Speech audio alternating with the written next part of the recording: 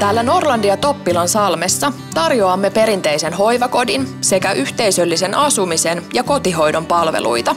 Yhteisöllisessä asumisessa asutaan vuokra-asunnossa ja palvelut räätälöidään asiakkaan tarpeen mukaan kotihoidon palveluna.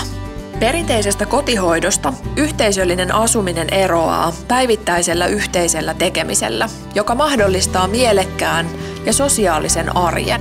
Seuraa löytyy aina, toisaalta myös jokaiselle omaa rauhaa. Asukkaiden kodit ovat viihtyisiä ja he saavat sisustaa ne oman näköisiksi. Kehittelimme aikaisempien hoivakotiemme tiloja ja löysimme tänne uusia hyviä ratkaisuja. Yhteiset oleskelutilat ovat avaria ja isot ikkunat tuovat runsaasti valoa. Kaikki meidän tilat ovat esteettömiä.